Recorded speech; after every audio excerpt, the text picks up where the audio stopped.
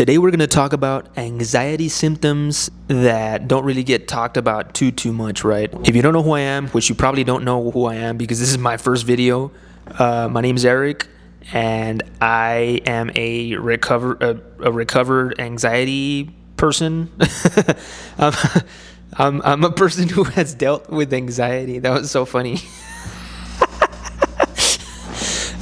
That was so funny to say. I don't know why. Anyways, no, so I'm a former anxiety sufferer, and I don't even like to use the word former because everybody deals with anxiety. Everybody has anxiety.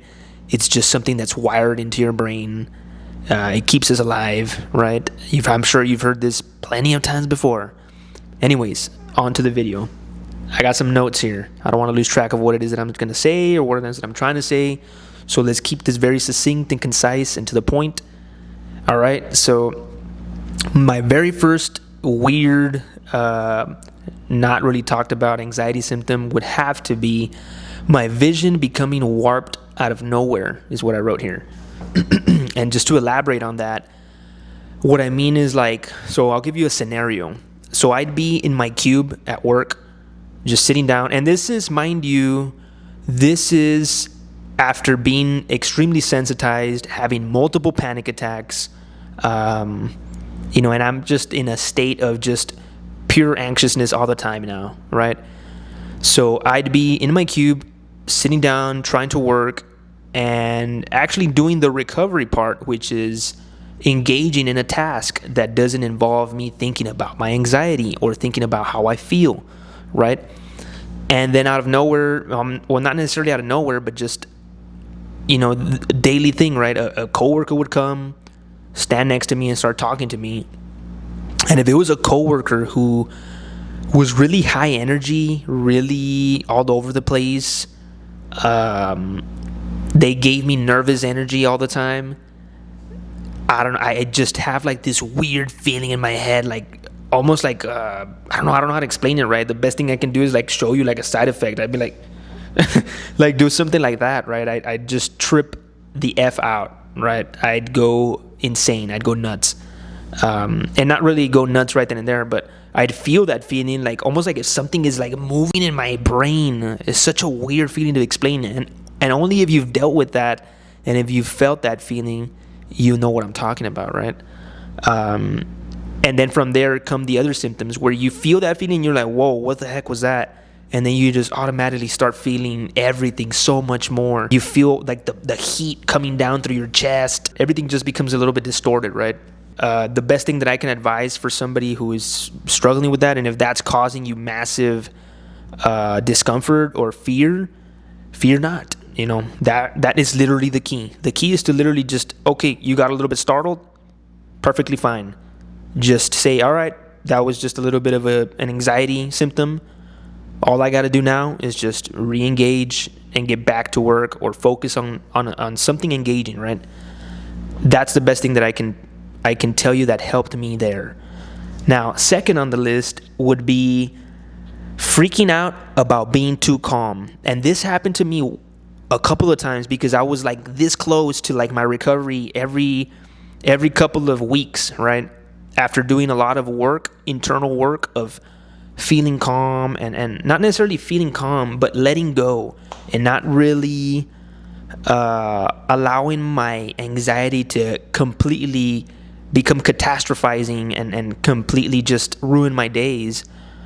I would just be okay with feeling super fake, feeling super weird. There's a whole list of symptoms that I had, and I'm pretty sure some of y'all can relate. So there was points in times where, okay, I've done all this work and I finally am getting this feeling of okay, I don't feel a ton of tension anymore. All these symptoms have gone away from me. And that in and of itself began to freak me out. I'd be like, why do I feel this way? I feel kind of weird. It's not normal to feel this calm. And then I would start to freak out about that, and then I'd just go into a different spiral. So if you're dealing with this particular symptom, the most practical thing that I have for you is to just allow it, right? And I know that's such an annoying answer because you hear it from everybody, And I know I've been in your shoes where you're like, what the hell does even allowing feel like? Like, what is that supposed to feel like? And I think that's not the wrong word to use, but just when you don't give context on what to do, it makes people feel lost, more lost than ever, right? Because allowing is not necessarily a feeling, right? But what I did in order to, I guess, experiment with myself is just create my own feeling of allowing, right? So for me, allowing, when I'm feeling, or when I would feel that particular feeling, it was something like, okay, I'm not gonna freak out. I'm just gonna park. I'm feeling this weird feeling. I'd bust out my Remarkable and I'd just start writing down, okay, this is what I'm feeling right now. And I'd give my 2 cents. I might be feeling this way because of XYZ. And every time that I'd get that feeling, it was, I don't know, it was almost, it was very foreign, but at the same time, I always had a ton of good intuition about it. And what I felt was that I might be freaking out about being too calm because of the fact that my system is always ramped up, or it has been ramped up for such a long time. I've gotten to the point where I don't even know what the heck feeling calm feels like, right? So in order to not let that spiral and completely get out of control again, is you just throw it under the umbrella of anxiety, right? It's another anxiety symptom. You're feeling anxious about being calm because it's now become such a distant feeling from you. Moving on, the last symptom. My last symptom would be panic-inducing light changes. And if you're currently struggling with that, the thing that helped me the most is promoting a less overstimulating environment. So that meant turning off the radio, not being on my phone, focusing on my driving, and expecting, more than anything, expecting to feel anxious. That was the huge game changer for me. Expecting to feel anxious and also being okay with it.